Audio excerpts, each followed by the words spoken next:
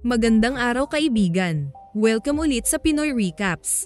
Ang palabas na ibabahagi ko ngayon ay ang British action drama TV series na The Day of the Jackal na ipinalabas noong November 2024.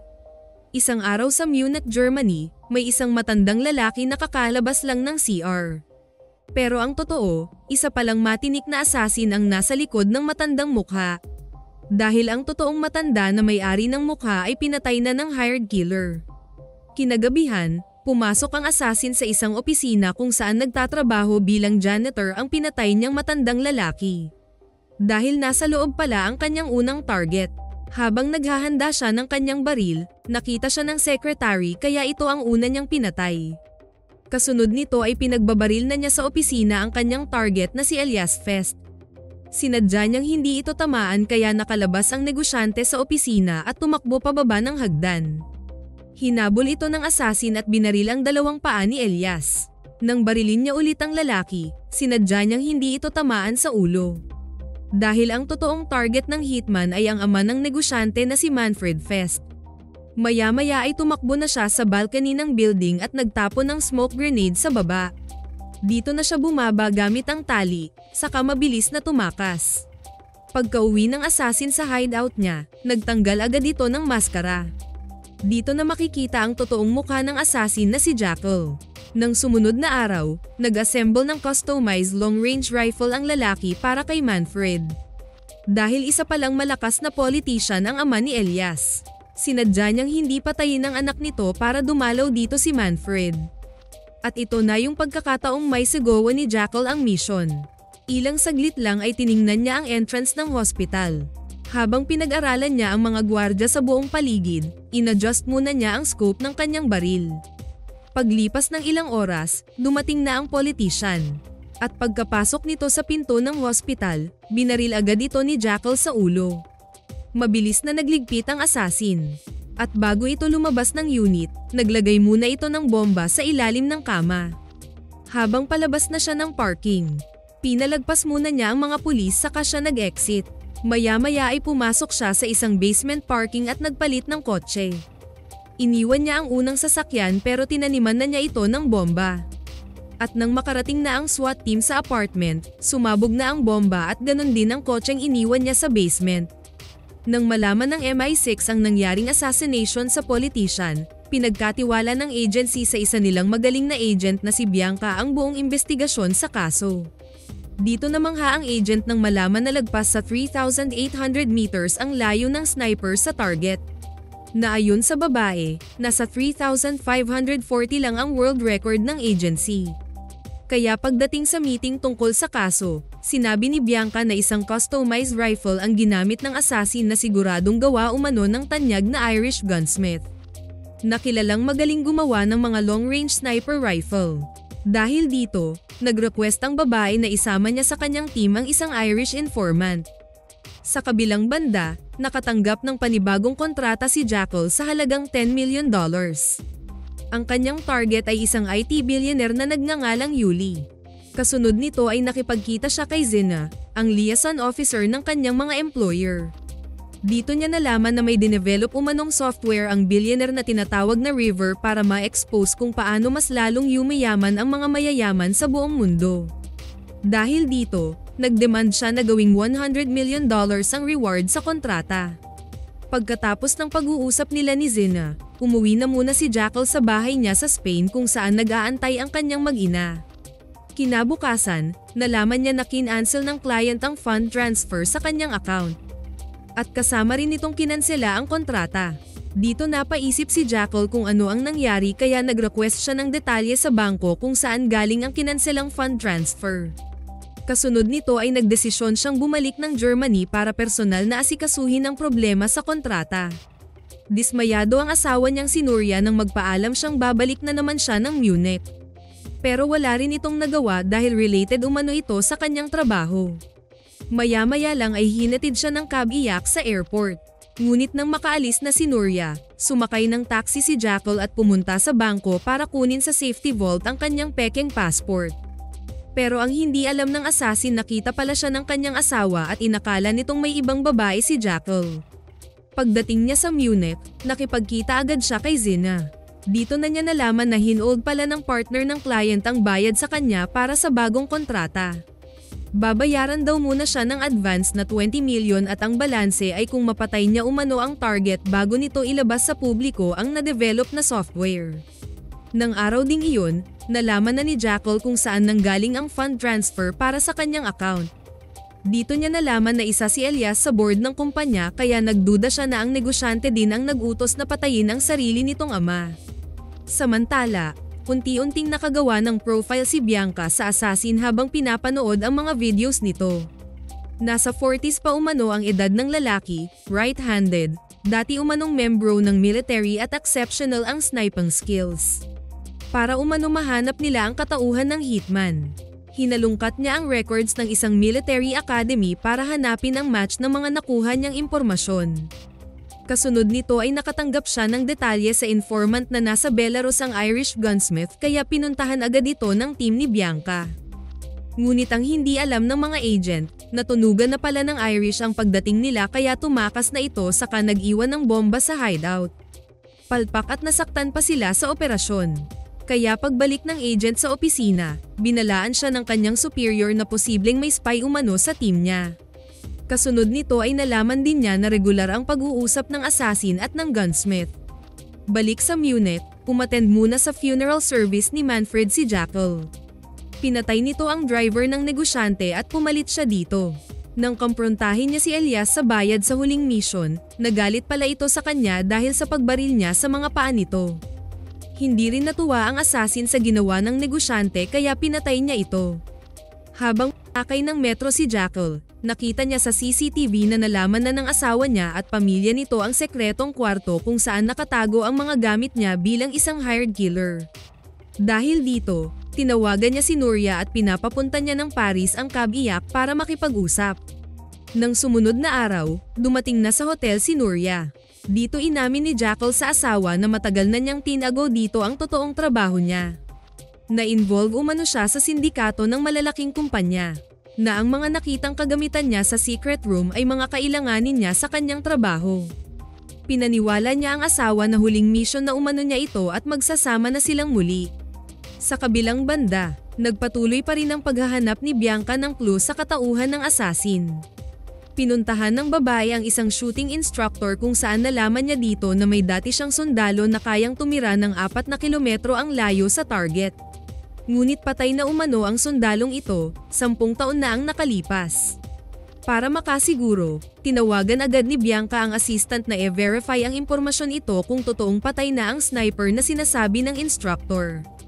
Kasunod nito ay nag-umpisa ng magtrabaho ni Jackal sa bago niyang kontrata. Pumunta siya sa venue kung saan ipre-present ng kanyang target ang software. Dumaan siya sa security at inassess ang buong concert hall. Ilang saglit lang ay pumasok siya sa technical room. Binuksan niya ang retractable panel kung saan makikita niya ang stage sa baba. Ininspeksyon niya at dito siya nakita ng magandang pwesto. Ngunit biglang bumukas ang mga panel na muntik na niyang ikahulog. Buti na lang nakahawak siya sa isang cable at nakaakyat pabalik ngunit nahulog naman ang kanyang cellphone. Pagbalik sa lobby, kinausap niya ang isang guard para tulungan siyang hanapin ang nahulog na phone sa concert hall. Binola-bola niya ang lalaki para hindi siya mahalata bakit napunta sa hall ang kanyang telepono. Nang makabalik na sa hotel si Jackal, naabutan niya si Zina sa loob ng unit. Pinagsabihan siya nito na hindi umano natuwa ang mga employer sa kanyang pagpatay kay Elias. Ayaw umano ng mga billionaire ang mga surpresang pag-atake sa mga kabaro nila. Dagdag ng babae na i-discuss niya umano kay Stock. Ang Irish gunsmith ang gagamitin niyang baril sa mission. Kaya ng sumunod na araw, lumipad ng Budapest si Jackal kung saan kasalukuyang nagtatago ang Irish. Dito pinag-usapan nilang dalawa na kailangang plastic ang gagamitin niyang baril para hindi ma-detect ng security scanner at nakatago ito sa susuotin niyang orthopedic boots. Habang inaantay nila ang mga parts ng rifle na niluluto ng machine, kinumusta ni Jackal ang injury ni Stock. Tinamaan pala ito noong na-encounter ang mga agents ng MI6. Nang matapos na ang mga parts, inassemble agad ito ni Jackal. Bitbit ang isang watermelon, pumunta siya sa back-iring bahagi ng hideout ni Stock na isang open field. At dito niya kinalibrate ang nabuong rifle. Maya-maya lang ay tagumpay na naayos ni Jackal ang scope ng rifle. Saka siya pinaalalahanan ng Irish na hanggang 8 bala lang ang kayang i-accommodate ng baril, na wala na itong silbi paglagpas na sa limit. Ang hindi alam ng dalawa, natunton na rin pala ng team ni Bianca ang kinaroroonan ni Stock. Dahil sa kapatid nitong naaresto ng MI6 agents. Dahil dito, mabilis na tinawagan ni Jackal ang Irish ngunit huli na ang lahat, nasa paligid na ang mga agents at kalaunan ay nahuli rin ng mga ito si Stock. Nang mag-umpisa na silang i-interrogate ang gunsmith, binaril ni Jackal ang Irish para hindi na ito makapagsalita sa mga nalalaman nito. Ngunit natunton ng mga agents ang kinaroroonan niya kaya mabilis siyang tumakas sakay ng kabayo. Nasundan pa rin siya ng mga ito kaya tumalon siya sa ilog. Natakasan niya ang team ng babae hanggang sa makarating siya sa isang kamalig. Balak na sana ni Jackal na dito na muna magpahinga ngunit natagpuan siya ng may-ari ng farm. Nawalan siya ng malay nang paluin siya nito ng baril sa ulo. Pero kinabukasan, ginamit ng assassin ang skills niya kaya napatay niya ang farmer. Naiwan ang kapatid nitong lalaki na nagmakaawa na huwag patayin. Kaya hinostage ito ni Jackal at nagpahatid sa syudad. Habang nasa biyahe, tinawagan niya ang asawa na dalhin sa hotel ang ilang mga gamit niya para sa kanyang mission. Pagdating nila sa city, naawa ang assassin sa kapatid ng farmer kaya binuhay niya ito sa kondisyong hindi magsusumbong sa mga pulis. Ilang oras ang lumipas, nasa hotel na si Nuria nang dumating si Jackal. Dito pinakita ng assassin paano siya mag-transform para sa kanyang trabaho. Kaya napanganga si Nuria habang pinapanood ang asawa na naging isang matandang lalaki. Bago sila naghiwalay sa airport, sinabihan ni Jackal ang asawa na baka hindi na siya makakauwi pagkatapos ng misyong ito. Maya-maya lang ay nagulat ang assassin na makakasabay pala niya sa eroplano si Bianca at ang isa pang MI6 agent. Dahil malapit sa kanya na upo ang babae, nakikinig siya sa usapan ng dalawa. Dito niya nalaman na alam na pala ng mga ito na si Yuli ang sunod niyang target. Pagdating ni Jackal sa Estonia, nag-check-in agad siya sa isang hotel. Saka tinanggal ang kanyang maskara. Ilang minuto ang lumipas, kinatok siya ng 2 pulis para ipaalam na may nakawang nangyayari sa hotel. Dahil dito, tinawagan ng assassin ang nakilalang security guard sa venue para makipag-inuman dito. Pero ang totoo gusto lang lumipat ni Jackal ng matutuluyan dahil sa mga pulis na nakakita sa kanya sa hotel. Nang sumunod na araw, nagpunta ng library ang assassin para i-research ang blueprint ng concert hall kung saan ay la-launch ni Yuli ang kanyang program. Nagkita sila ni Zina dito kaya sinabihan niya ang babae na nakasunod na sa kanya ang MI6 agents. Dala-dala ang blueprint sa unit ng guard. Nagkunwaring architect si Jackal para hindi siya pagdudahan ng lalaki. Natuwa ito sa kanya dahil malaking proyekto umano ito. Dahilan para i-tour siya ng lalaki sa buong concert hall habang wala pang event. Nang makakita ng pagkakataon ng assassin, ginamit niya ang access card ng security guard para makapasok sa technical room at makahanap ng magandang pwesto para sa gagawing trabaho. Kasunod nito ay nagpaalam na siya sa bagong kaibigan na kailangan na niyang umalis sa apartment ng lalaki. Pero ang totoo, lumipat lang siya ng ibang hotel. Kinagabihan, pumasok na sa venue ang assassin, suot niya ang kanyang disguise na orthopedic boots kung saan nakatago ang kanyang rifle. Bumili muna siya ng pagkain at inumin saka pumasok sa ventilation para mag-antay ng tamang oras ng event ni Yuli. Dumating na ang araw ng presentation. Nagsidatingan na ang mga guest at kasama dito ang team ni Bianca. Paparating na din sa venue ang target ni Jackal. Matapos ang ilang oras na pag-aantay, inintroduce na ng host ang target ng assassin. Dito na lumabas si Jackal sa pinagtataguan. At tahimik na pinatay ang nakitang guard, kasama pa ang isang technician. Pamwesto na si Jackal sa itaas at inantay ang paglabas ni Yuli. Ngunit nang tirahin na sana niya ang billionaire, may isang gunman ang bumaril galing sa may likuran dahilan para hindi niya matamaan ang target. Dahil dito, nagsuspecha si Bianca na 2 ang shooter. Kasunod nito ay mabilis na humalo si Jackal sa nagpanik na mga guest palabas ng venue. Nakita pala siya ng kaibigang guard kaya hinabol siya nito. Ngunit para walang witness, pinatay din niya ang lalaki sa katuluyang tumakas. At paglipas ng ilang minuto, natagpuan din ng mga pulis ang pinagtataguan niya sa venue. Samantala, nakita ni Nuria sa balita ang mukha ng asawa kaya tinawagan ito ng babae. Dito nangako si Jackal na babalik din siya pag natapos na niya ang trabahong ito.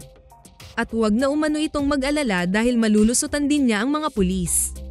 Balik sa MI6 office, wala nang ibang clue si Bianca kaya nag-request na siya na kailangan nilang makita ang file ni Alex, ang magaling na sniper na namatay na 10 taon ang nakalipas.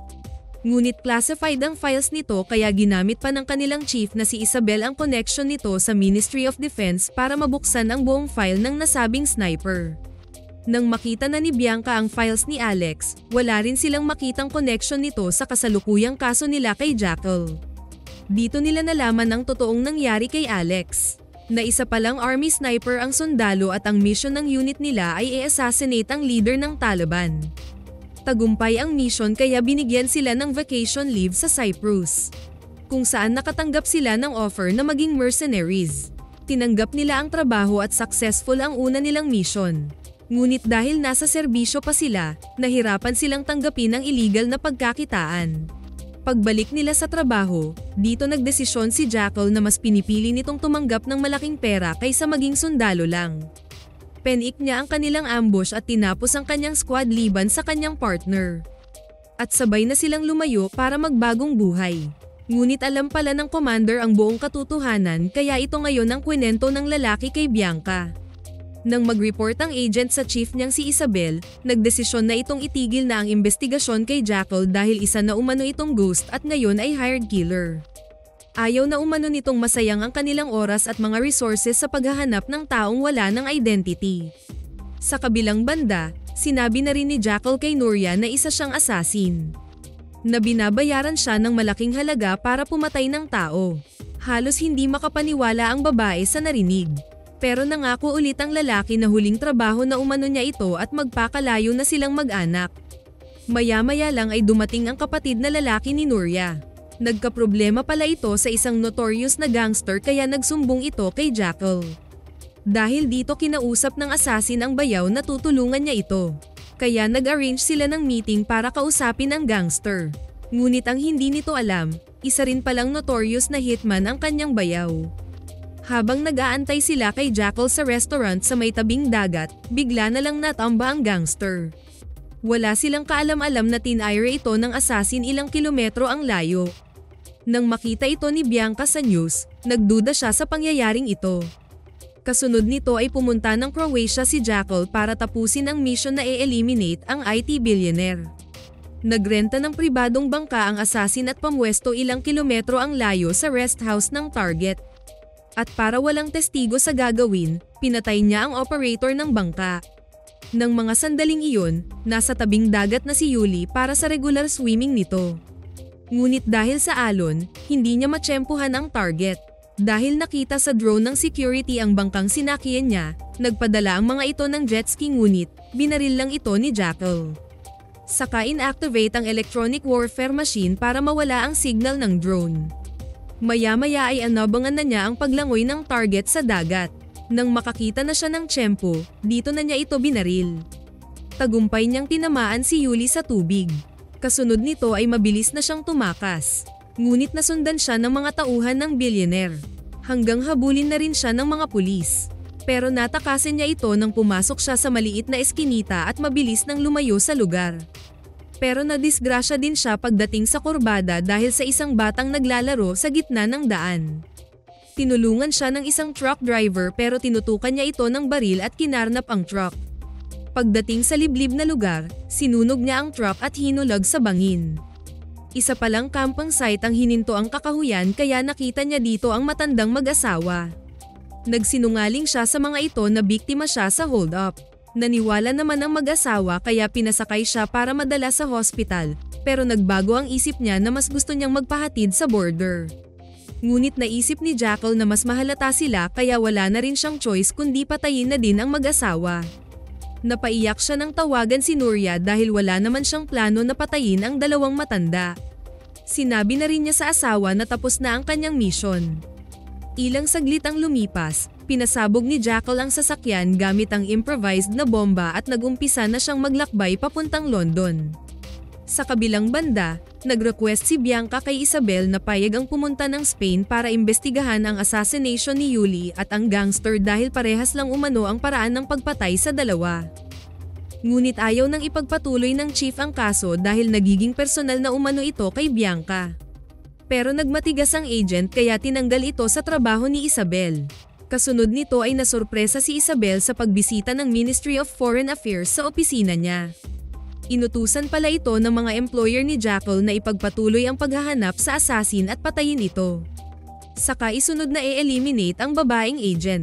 Kinagabihan, pinuntahan ng chief si Bianca sa apartment nito para sabihan na ituloy ang mission na paghahanap kay Jackal pero kailangang walang ibang nakakaalam nito. Nang sumunod na araw, lumipad agad ang team ng agent sa Spain. Sinerveillance agad nila ang bahay ng assassin. Pagsapit ng gabi, nakita nila ang mag-ina ng hitman na sumakay ng taxi. At maya-maya lang ay dumating na din si Jackal. Ngunit wala na siyang inabutan sa bahay. Biglang tumunog ang telepono niya at si Zina ang nasa kabilang linya. Binalaan siyang pinapaligpit na umano sila ng kanilang mga employer. Dahil dito naghanda na rin si Jackal sa pag-alis ngunit dumating pala sa bahay niya ang lasing na bayaw kaya ito ang nakabarilan ng mga agents. Lumabas na din siya sa kanyang secret room at nakipagbarilan sa mga agents. Nang si Bianca na lang ang natira, gusto nito ng impormasyon sa kanyang mga employer kapalit ang pagkikita nila ng kanyang mag-ina. Ngunit hindi siya interesado sa deal ng agent kaya pinatay niya ito. Mabilis na pumunta ng airport si Jackal at tinatawagan si Nuria habang bumabiyahe.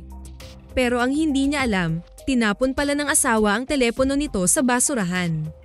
Dahil distracted sa pagmamaneho, may bumangga sa sasakyan ng assassin. Balik sa London, kinausap ni Isabel si Osita ang supervisor ni Bianca. Sinabihan niya ang lalaki tungkol sa promotion niya pero sagot nitong nalulungkot ito sa nangyari sa mga agents. Dito pinanindigan ni Isabel na hindi umano sumunod ang babaeng agent sa utos niyang itigil na ang paghahabol kay Jackal. Kaya wala na umano silang magawa sa pagkasawi nito. Ngunit pagbalik ng lalaki sa opisina nito, binasa niya ulit ang mensahe ni Bianca bago ito umalis papuntang Spain. Pero napabuntong hininga na lang ang supervisor at binura ang message ng agent. Samantala, sa isang syudad sa Europe, nagkita si Zina at Jackal. Ngayon ay pareho na sila ng kalaban, hindi na sila binayaran sa 100 million, gusto pa silang ipapatay. Pero nangako si Jackal na uunahin muna niyang ayusin ang kanyang pamilya bago sila gagawa ng bagong hakbang. Sana nagustuhan niyo ang pelikulang ito. Maraming salamat sa inyong panonood. Kita-kits tayo sa susunod na video.